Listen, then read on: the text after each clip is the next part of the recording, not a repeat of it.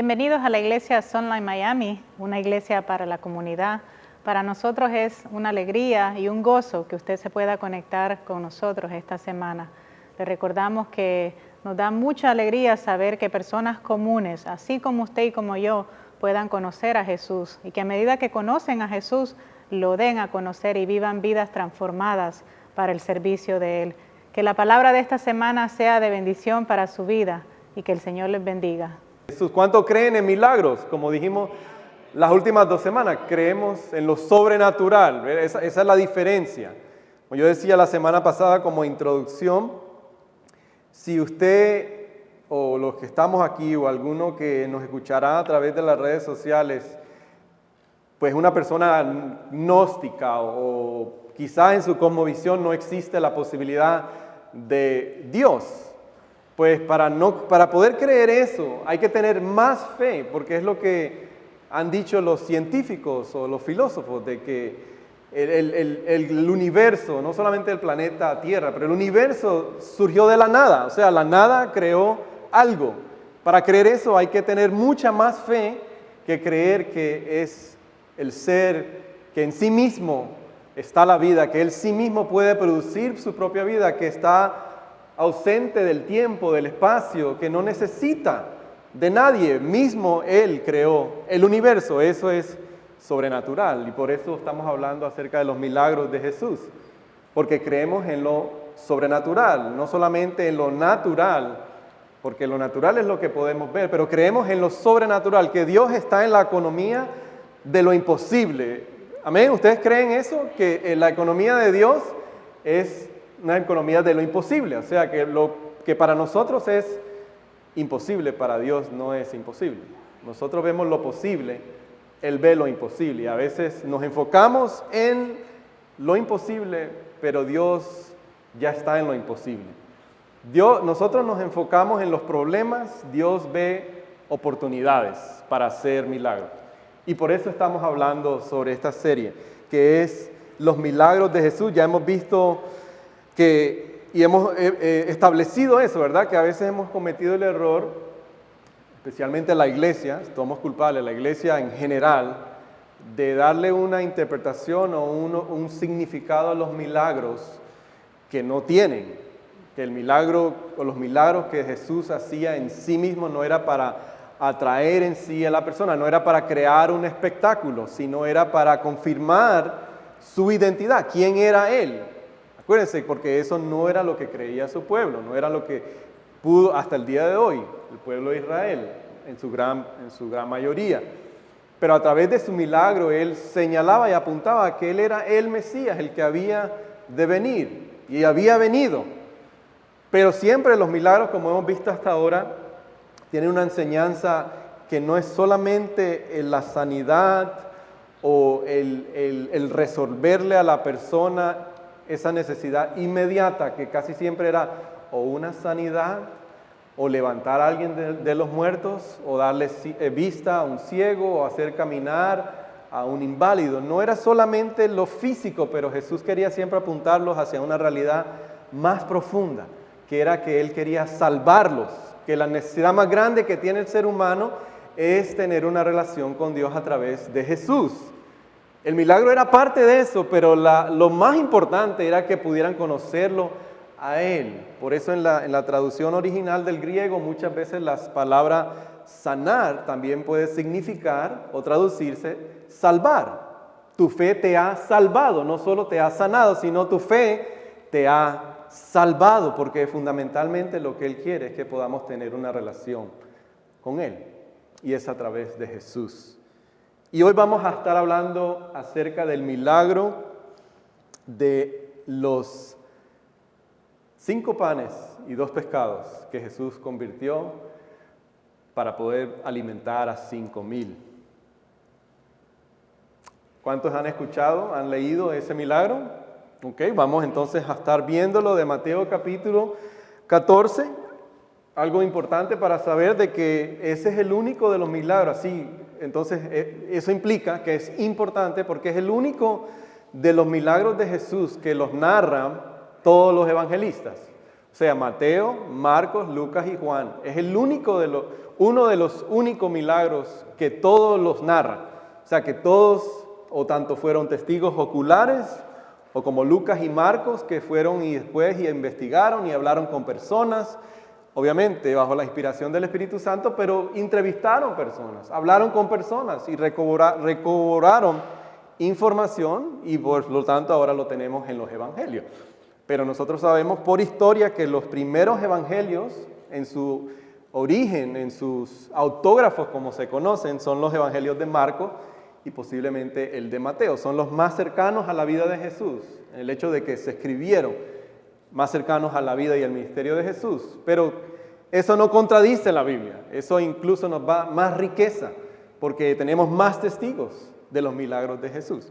Así que en reverencia a la palabra de Dios, vamos a ponernos de pie, vamos a orar y pedirle al Señor que ilumine su palabra y después vamos a leer el pasaje de Mateo 14, del 13 al 21. Si usted tiene, no hay muchas de estas Biblias, pero si tiene una por casualidad va a estar en la página 1492. Si no, en todas las que están ahí es la Nueva Versión Internacional. Y dice la palabra de Dios después de que oremos. Amado Padre, gracias por tu palabra, que ahora te pedimos que ya desde este momento, Señor, tú ilumines. Eso es lo que te pedimos, Señor, que tu Espíritu Santo ilumine nuestros corazones, ilumine tu palabra. Incluso ya te hemos traído nuestras acciones de gracia, ya te hemos traído nuestras peticiones, hemos intercedido por hermanos, por tu pueblo, por tu iglesia perseguida, por la sanidad de las naciones, porque incluso tú sigas erradicando la pandemia, sigas trayendo consuelo en medio de tanto temor que existe hoy en día, Señor.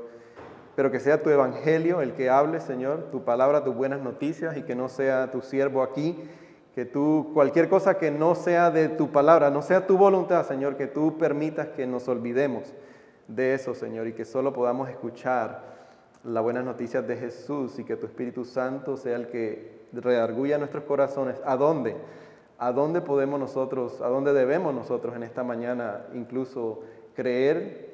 Quizás algo que hoy hemos dejado o esta semana hemos dejado de creer, cambiar algo que sabemos que tú quieres cambiar en nuestra vida, Señor, y que todos en esta mañana salgamos con un deseo aún más grande, más mayor, de amarte a ti y amar a nuestro prójimo.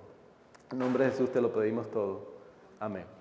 Y dice la palabra del Señor: cuando Jesús recibió la noticia, Mateo 14, del 13 al 21, se retiró él solo en una barca a un lugar solitario. Las multitudes se enteraron y lo siguieron a pie desde los poblados. Cuando Jesús desembarcó y vio a tanta gente, tuvo compasión de ellos y sanó a los que estaban enfermos. Al atardecer se le acercaron sus discípulos y le dijeron: este es un lugar apartado y ya se hace tarde. Despida a la gente para que vayan a los pueblos y se compren algo de comer. No tienen que irse, contestó Jesús, denles ustedes mismos de comer. Ellos objetaron: no tenemos aquí más que 5 panes y 2 pescados. Tráiganmelos acá, les dijo Jesús. Y mandó a la gente que se sentara sobre la hierba. Tomó los 5 panes y los 2 pescados y mirando al cielo los bendijo. Luego partió los panes y se los dio a los discípulos. Todos comieron hasta quedar satisfechos. Y los discípulos recogieron 12 canastas llenas de pedazos que sobraron. Los que comieron fueron unos 5,000 hombres, sin contar las mujeres y los niños. Esto es palabra de Dios. Pueden tomar asiento. Es importante que ya desde ahora sepamos de que este es uno de los relatos, nuevamente, que se ha, para tratar de adaptarlo al pensamiento moderno, al pensamiento filosófico, científico, se le ha hecho muchas adaptaciones para tratar de hacerlo creíble. Incluso algunos han dicho que era que no, es que habían personas que ya tenían comidas con ellos mismos en sus bolsillos o en sus bolsas, y en el momento que Jesús le dice que se sienten, ellos, ven la necesidad y el uno el otro empieza a repartirse los panes. Por lo tanto, no fue Jesús el que hizo el milagro, sino que es una enseñanza moral. O sea, hay que ser bondadoso, hay que ser generoso, porque mira lo que hicieron los 5,000, cada uno compartió. Pero esa es una cosmovisión que no cree en lo sobrenatural, ¿no? Decir, bueno, para que esta gente no se burlen de nosotros, ¿verdad? Cristianos poco locos, ¿no? Que creen en milagros, pues vamos a adaptarlo, a decir, bueno, sí, quizás eso fue lo que usó Jesús, que los motivó y cada uno compartió. Pero nosotros, como creemos no solamente en lo natural, sino creemos en el Dios de lo sobrenatural, por lo tanto entendemos que esto es algo literal, que sucedió, que Dios tiene el poder para hacerlo a través de Jesús. Sí tuvo el poder para crear el universo, para darle forma, para hasta el día de hoy mantenerlo, para hacer un milagro que es tan imposible de describir. ¿Cómo podemos incluso estar aquí en este planeta y que no nos quememos por el sol, y que si en algún momento se llega a girar el planeta por lo menos 1 centímetro en su axis, quedamos todos quemados? Pero ¿quién es el que sostiene eso? Es Dios, por su poder. Y la gravedad, que todos podemos estar aquí y no salimos volando, es Dios. No es algo, no es coincidencia, no es un producto de cosas que suceden al azar. Pero nosotros lo vamos a estudiar desde el punto de vista de que creemos que Dios puede hacer lo sobrenatural. Pero para poder entender este milagro, y antes de llegar a este pasaje que estamos, es importante hacer, y les voy a pedir paciencia, por favor, porque es importante mirar un poco hacia atrás, antes del capítulo 14. O sea, ¿qué es lo que está sucediendo que ahora nos lleva hacia el milagro que hace Jesús de convertir los 5 panes y 2 peces para alimentar a 5,000? Y estos milagros, o este milagro que vamos a ver hoy, es uno de 5 dentro de lo que se conoce como narraciones de recepción.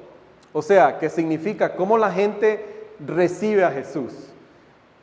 Si ustedes tienen algún conocimiento del Nuevo Testamento, hay una parábola muy conocida que se conoce como la parábola del sembrador. En el capítulo 13 habla de 4 terrenos, y Jesús habla de un hombre que sale por el camino y siembra semilla, y esa semilla va cayendo en diferentes terrenos. Esa es la parábola.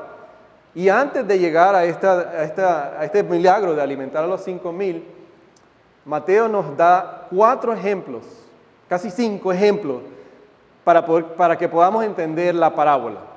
Nos va a narrar 4 eventos donde podemos ver cómo las personas reciben a Jesús, porque esa es la idea. Y yo creo que si somos honestos, cada uno de nosotros, los que estamos aquí y aquellos que van a ver más adelante, yo creo que todos vacilamos dentro de esos 4 terrenos. En algún momento de nuestra vida vacilamos dentro de esos 4 terrenos, y ese es el propósito de la parábola. Pero la libertad y el poder de la cruz, de la buena noticia, es que nos mantengamos en el buen terreno, que produce mucho fruto, que se multiplica, y eso es lo que vamos a ver a través de este milagro. Pero cada uno de nosotros hemos vacilado dentro de esos 4 terrenos. Disculpen si la palabra apropiada no es vacilar, lo que quiero decir es que pasamos de un terreno al otro, ¿verdad?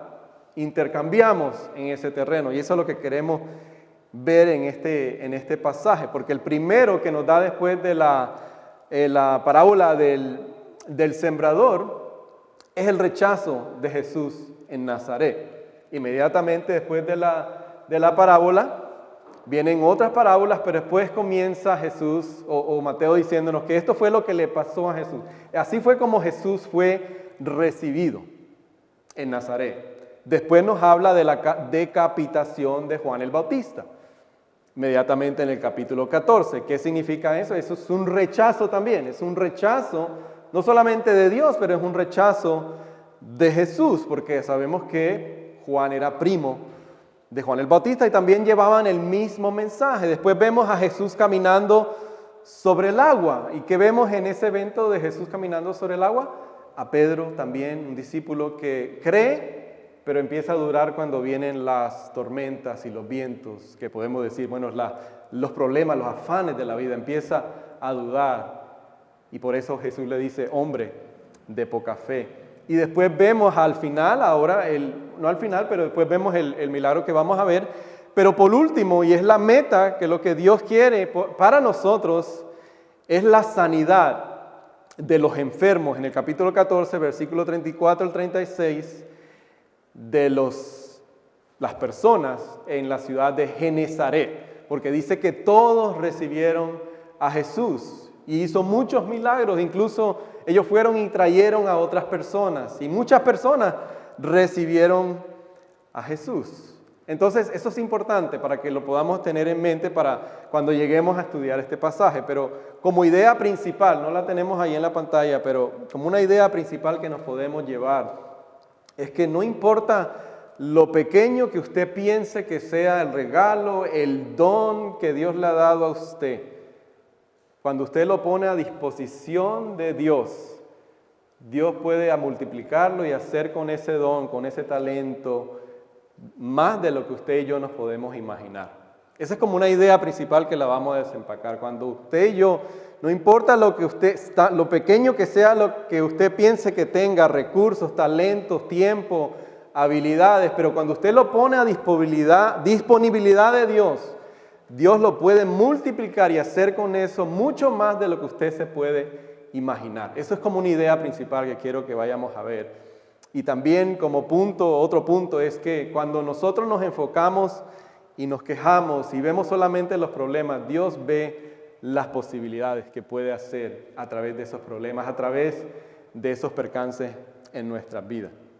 Entonces, bueno, en las dos primeras historias, que es la historia de Juan y Jesús, es el primer terreno, podemos decir, ¿verdad? Es el terreno que cae la semilla y inmediatamente los pájaros, ¿verdad? Dice la parábola que vienen los pájaros y se comen la semilla, por lo tanto no da fruto.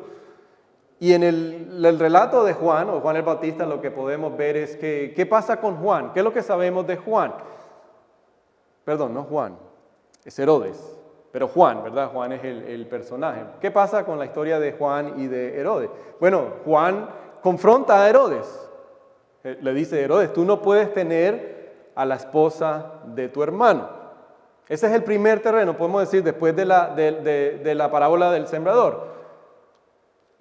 ¿Por qué no puedes tener a la esposa de tu hermano? Porque eso es idolatría. Eso no lo permite la palabra de Dios. ¿Y qué pasa con Juan? Juan es llevado a la cárcel, pero después vemos otra vez de que en una fiesta que tiene Herodes con sus oficiales, con sus amistades, sale la hija de Herodías, que era la mujer que estaba durmiendo con su hermano, y la ve Herodes, y la sensualidad, el sensualismo, lo lleva no solamente a llevar a Juan a la cárcel, pero a quitarle la vida. Incluso el relato nos dice que en algún momento Herodes había pensado incluso no quitarle la vida a Juan el Bautista por lo que iba a decir la gente, pero fue tanto el placer, el deseo por hacer lo que quería hacer con la hija de Herodías, que lo mata a Juan el Bautista. Entonces ahí podemos ver que es el primer terreno, ese es el primer terreno, cómo se recibe a Jesús. Lo primero lo que nos dice ese pasaje es que la gente rechaza a Jesús, la gente no quiere escuchar que le digan que tú no puedes hacer esto, tú no puedes vivir de esta manera. Y eso está prevalente hoy en día, el sensualismo. Nadie quiere escuchar que se le diga que tú tienes que vivir de esta manera. No importa, yo sé que me hace daño, yo sé que eso causa consecuencias en mi vida, pero yo no necesito que alguien venga y me diga cómo debo de vivir mi vida. Entonces la primera manera en que la gente recibe a Jesús, lo muestra este pasaje, es el rechazo. Y eso nos habla de la depravación que surge, la depravación del ser humano, o lo que nosotros le hablamos o decimos que es la depravación total, que el ser humano en sí mismo no tenemos la capacidad dentro de nosotros mismos de buscar a Dios, de honrar a Dios, de glorificar a Dios, a menos que Dios primero venga a encontrarnos. Y aquí rápidamente entonces surge la imagen de lo que es, que no solamente podemos o debemos hablar de las buenas noticias, ¿verdad? Las buenas noticias de Jesús, el Evangelio, pero para poder que eso sea buenas noticias tenemos que hablar de las malas noticias. ¿Y cuál es la mala noticia? Es que necesitamos ser rescatados, necesitamos ser salvados. Entonces ya como habíamos hablado, este relato, para poder entenderlo, comienza con el rechazo en Nazaret de Jesús en el capítulo 13, versículo 54. Y les voy a, ahora sí pueden girar su atención a la pantalla para que tengan un poco de idea, ¿no? Porque esta es otra manera de que vemos el rechazo de Jesús. En el capítulo 13, versículo 54, lo ven en su pantalla. Lo voy a leer un poquito antes para que tengamos un poco de contexto. Dice, cuando Jesús terminó de contar estas parábolas, se fue de allí. ¿Cuáles parábolas? Las que le estoy diciendo, las del sembrador y otras cuantas otras parábolas. Y dice, al llegar a su tierra, sabemos que su tierra era Nazaret, comenzó a enseñar a la gente en la sinagoga. ¿De dónde sacó tal sabiduría y tales poderes milagrosos? Decían maravillados. Ese es acuérdense, el primer terreno. Cae la semilla, hay un poco de aceptación, pero como no tiene raíz, vienen los pájaros y se la llevan. Por tanto, la semilla no da fruto. Aquí es el primer ejemplo. La gente maravillada, uy, qué bueno lo que hace este hombre, pero entonces empiezan a racionalizar. Mire lo que dice el pasaje. ¿No es este acaso el hijo del carpintero? ¿No se llama su madre María y sus hermanos Jacob, José, Simón y Judas? ¿No está con nosotros todas sus hermanas? Así que ¿de dónde éste sacó todas estas cosas? Y escandalizaban a causa de él, pero Jesús les dijo, en todas partes se honra a un profeta, menos en su tierra y en su propia casa. Y mire lo que dice el versículo 58. Y por la incredulidad de ellos no hizo allí muchos milagros. Fue la primera recepción de Jesús. Cae la semilla, me gusta, pero empiezo a racionalizar. Y eso se ve muy, muy prevalente en el día de hoy, ¿verdad?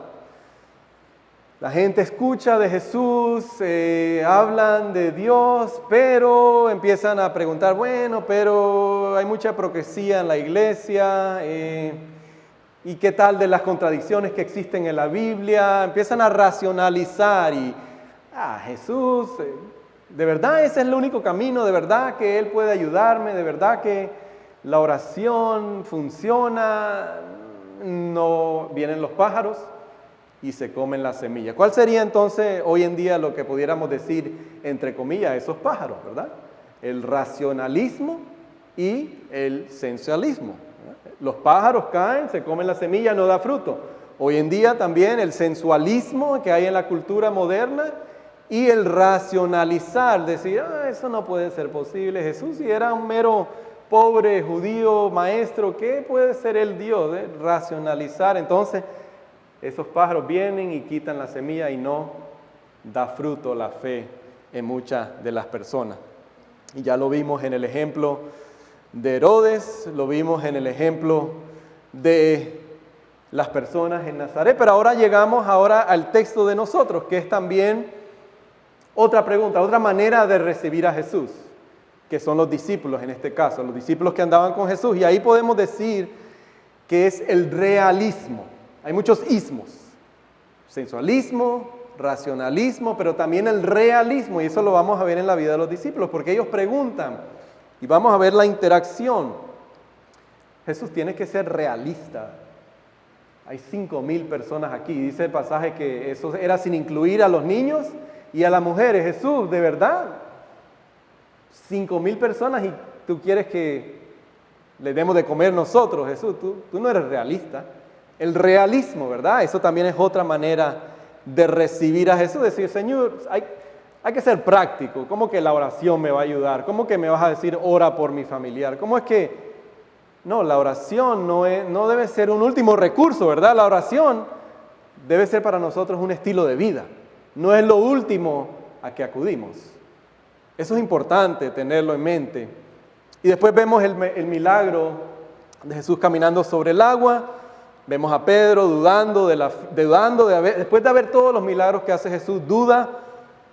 Podemos decir que ese es otro terreno, ¿verdad? El terreno medio pedregoso, donde no había mucha tierra, y tampoco porque dice que vienen los afanes de la vida, las riquezas, y no da fruto la semilla. ¿Por qué? Porque muchos problemas, preocupaciones, los placeres, el dinero, los afanes, la fama, el reconocimiento, y se lleva la semilla que había ahí. Por último, entonces, lo que queremos ver y lo que es la verdad, es la final, que es la verdadera fe, y es la fe que vemos en Genesaret. Lo voy a leer rapidito para poder entrar en el pasaje. Les prometo que no me voy a ir muy largo, pero en el capítulo 14, versículo 34 al 36, no lo está en la pantalla, pero yo lo voy a leer. Dice: después de cruzar el lago, desembarcaron Jesús y sus discípulos en Genesaret.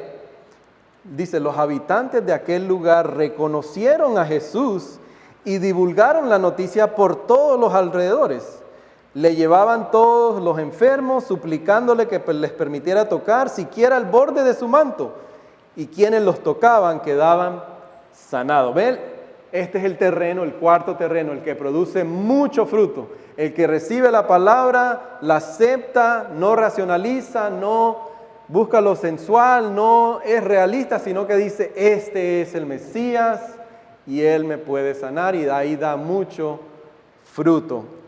Y es importante ver que dice la ciudad de Genesaret, que estos eran personas gentiles, eran personas alejadas de Dios, eran personas que no podían gozar de ir al templo a adorar a Dios. Pero en estas personas dice que recibieron a Jesús, fueron y predicaron el evangelio, evangelizaron, y muchos dice que fueron sanados. Ahora, entonces vamos a adentrar a nuestro pasaje, porque esa es mucha introducción, ¿verdad? ¿Cuál sería entonces el problema que podemos ver nosotros en este pasaje? Es que los discípulos de Jesús, si usted es un discípulo hoy aquí en esta mañana, acuérdese que no hay una diferencia entre discípulo y un cristiano. Un cristiano es un discípulo, un seguidor de Jesús es un discípulo. Tienden a elegir el realismo sobre la fe.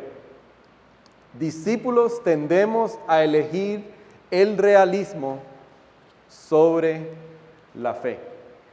Por eso es que yo decía que cada uno de nosotros en algún momento de nuestras vidas pasamos de un terreno al otro terreno y al otro terreno. Pero la meta, la esperanza y lo que quiere Dios a través de su palabra es que nos mantengamos, que luchemos cada día, incluso hoy mismo, si necesitamos llegar a Él en arrepentimiento y en fe. Y es creer que Él quiere que nos mantengamos en el terreno que produce mucho fruto, y que es el cuarto terreno, el que recibe la palabra, el que no, aunque puede pensar y hacer preguntas, incluso dudar, pero no cae en el racionalismo, ni en el realismo, ni en el sensualismo, pero se mantiene en la fe sobrenatural. Y esa es la meta, eso es lo que queremos ver, y eso es lo que la palabra nos quiere enseñar. Bueno, ahora sí vamos a pasar a nuestro pasaje, pero era importante entender todo ese contexto, para que podamos ver que ahora el pasaje que vamos a ver es uno de esos terrenos. ¿Y por qué lo sabemos? Porque aquí sabemos que los discípulos están claramente molestos con Jesús. Acuérdense, este es el terreno del realismo. Los discípulos están enojados con Jesús, porque no hay ningún otro lugar en los evangelios, sea Marcos, Mateo y Lucas, que los discípulos se refieran a Jesús de esta manera. Normalmente vemos que le dicen maestro, señor o rabí, que es lo mismo que maestro. Pero aquí no se refieren a Jesús de esta manera, por lo tanto podemos ver que estaban enojados. Mire lo que dice el pasaje: al atardecer se le acercaron sus discípulos y le dijeron: este es un lugar apartado y ya se hace tarde, despide a la gente para que vayan a los pueblos y se compren algo de comer. Es una manera abrupta de hablarle al Jesús. Pero miren la respuesta de Jesús en el versículo 16. Dice, no está allí, pero en el versículo 16 dice: no tienen que irse, contestó Jesús, denles ustedes mismos de comer. Mantengamos en mente el realismo. Esa es la postura de los discípulos.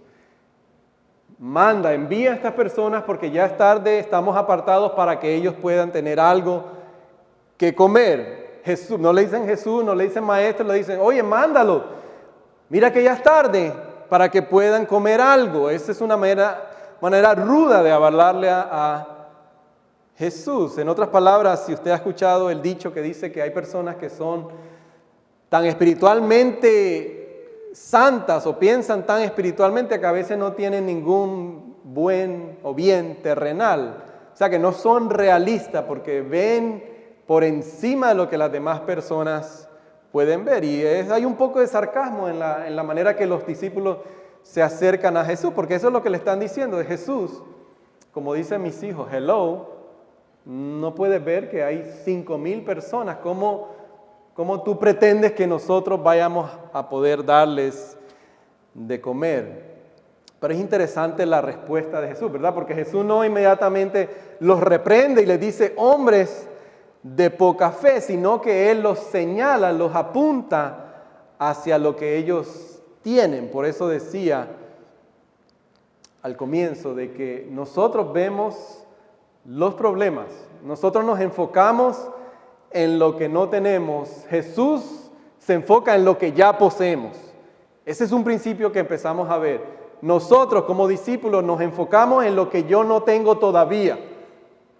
¿Cómo tú me vas a mandar, Señor, a hacer, a utilizar mis dones, mis talentos, mi tiempo, mis energías, si yo no sé nada, yo no tengo? Pero Jesús le dice, no, pero yo me enfoco en lo que tú ya tienes. Y lo que tú ya tienes es suficiente para llevar a cabo mis propósitos.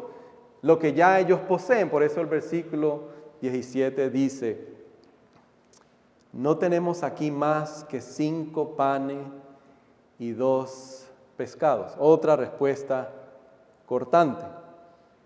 Otra vez, los discípulos se quejan por lo que no tienen, pero Jesús se enfoca en lo que ellos poseen.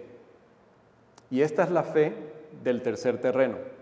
Por eso digo que cada uno de nosotros hemos caído en los diferentes terrenos. En este momento los discípulos están demostrando una fe del terreno, no el que produce frutos, sino el tercer terreno, el terreno que ha recibido la palabra de Jesús, ha visto ya unos cuantos milagros, ha visto el ministerio de Jesús, pero las preocupaciones de la vida, qué comer, con qué nos vamos a vestir, con qué vamos a beber, incluso el engaño de las riquezas, o en este caso, el falto de la riqueza que ellos perciben, están ahogando su fe.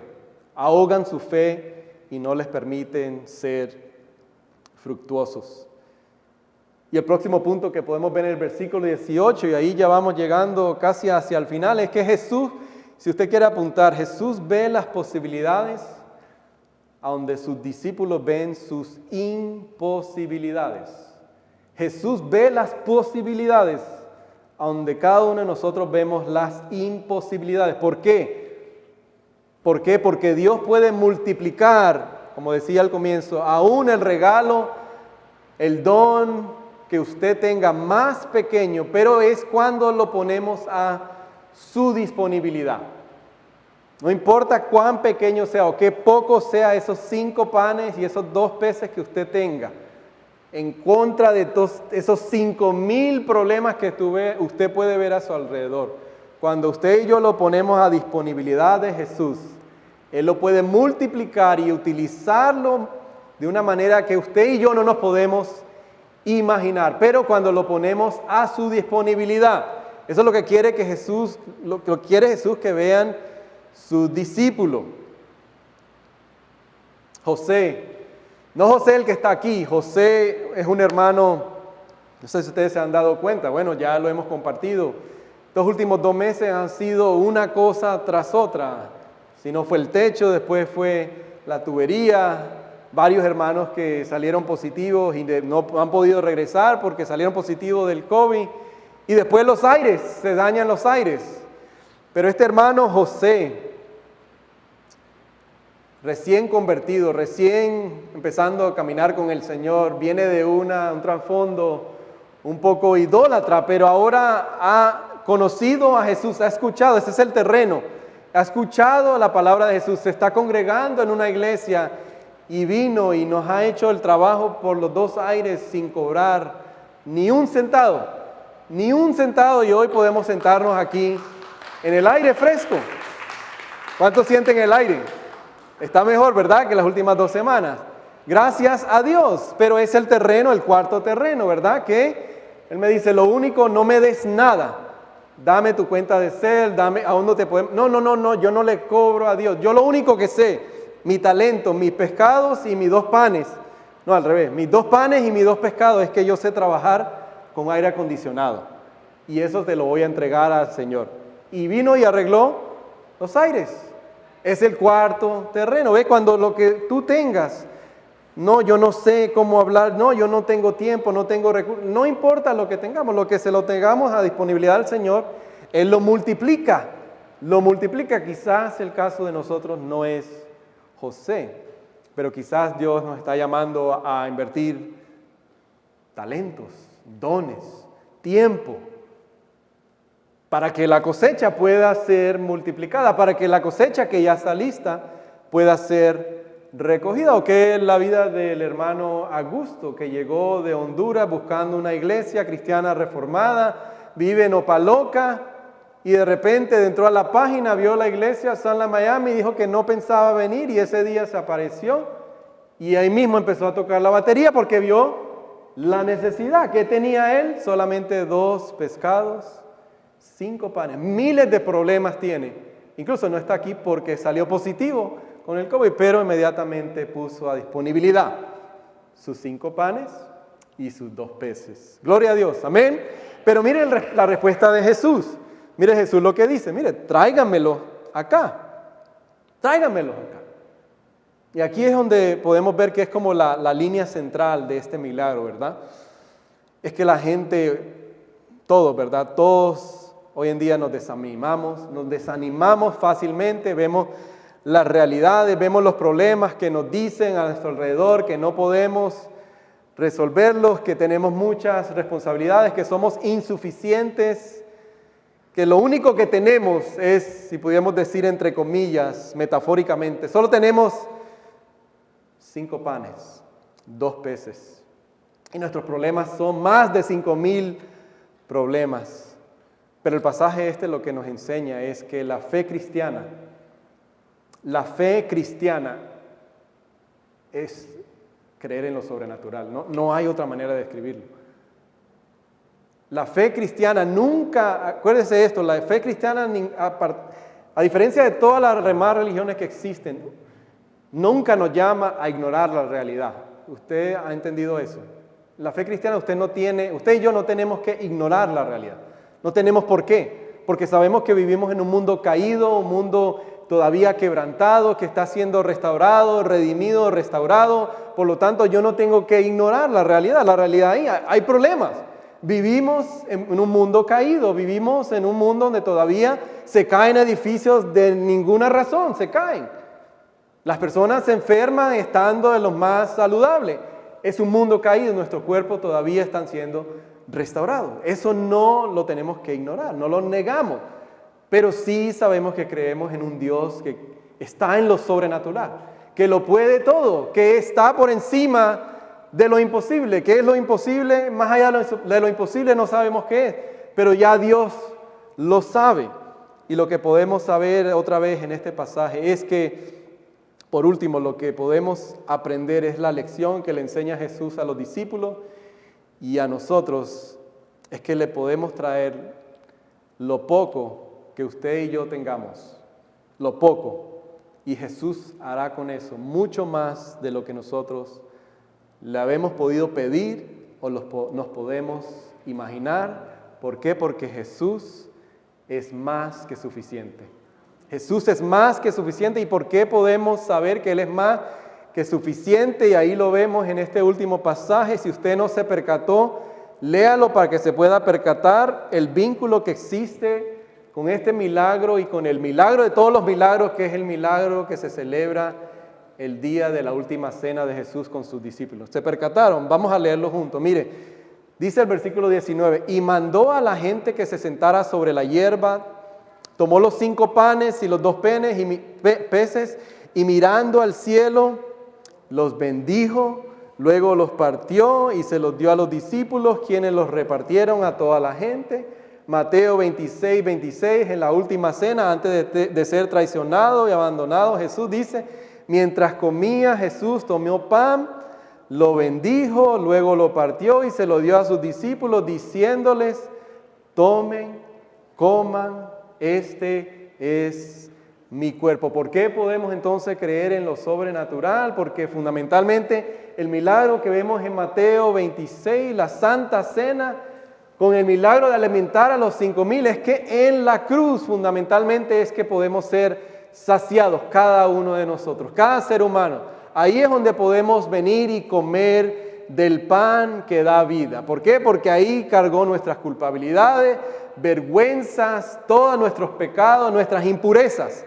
Las lleva Jesús en la cruz. Dios lo quebranta al Hijo en la cruz, pero el Hijo resucita y se sienta a la diestra del Padre. Y por eso es que ahora nosotros podemos participar de ese pan y podemos ser saciados y podemos creer en lo sobrenatural. Y como vimos todas las demás parábolas, ahí es donde se satisface nuestra hambre, nuestra sed, el propósito de la vida, de la existencia está en la cruz. Por lo tanto, entonces el milagro de todos los milagros está en el cuerpo quebrantado de Jesús. Y porque eso es una realidad, entonces, como dice el versículo 20, acuérdense la interacción de Jesús con los discípulos. No los reprende, hay un poco de sarcasmo, ellos se quedan en el realismo, pero a pesar de su pecado, Jesús los utiliza. A pesar de nosotros, Dios nos quiere usar. A pesar de nosotros, Dios nos usa como iglesia. A pesar de nuestras imperfecciones, Él quiere utilizarnos para recoger la cosecha. Pero no me creen a mí, mira lo que dice el versículo 20. Dice, se los dio a los discípulos, quienes lo repartieron a la gente, y todos comieron hasta quedar satisfechos. Y los discípulos recogieron 12 canastas llenas de pedazos que sobraron.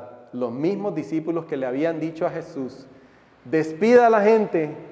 Tú no te das cuenta que son 5,000, esos mismos Jesús los utilizó para recoger una cosecha, pero simbólicamente, metafóricamente preparándolos, porque algún día ellos serían los que transformarían, a través de ellos el mundo sería transformado, y ahora es la misma responsabilidad para nosotros, lo que hemos sido saciados, alimentados, estamos llamados a ir a recoger una cosecha que ya está lista.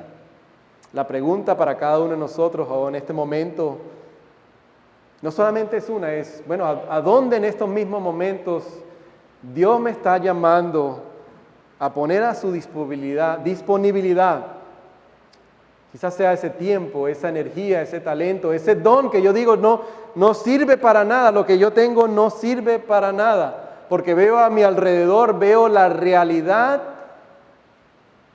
y mi fe se agobia, y Él me está llamando a poner la disponibilidad de Él, que Él puede hacer con eso, con cualquiera que sea, usted póngale nombre, puede multiplicarlo de la misma manera que multiplicó los panes y alimentó a 5,000, y después vemos que alimentó a 4,000. ¿Por qué? Y fundamentalmente está la razón, porque en este pasaje de Mateo no lo dice, pero lo dice el evangelista Marcos, que Jesús miró a la multitud y tuvo compasión, porque dice que eran como ovejas sin pastor, porque andaban descarriadas, agobiadas, cansadas, y es el mismo mandato, es el mismo desafío que nos deja a nosotros, que cuando miramos a nuestro alrededor, no veamos lo que no puedo hacer, lo que no tengo, lo que no sé, lo que no puedo, pero que vea las posibilidades de que Dios me está llamando a que use lo que yo tenga para su reino, para recoger la cosecha que ya está lista. Pero es mirar a nuestro alrededor y ver las posibilidades, no ver las dificultades, porque creemos en el Dios de lo sobrenatural.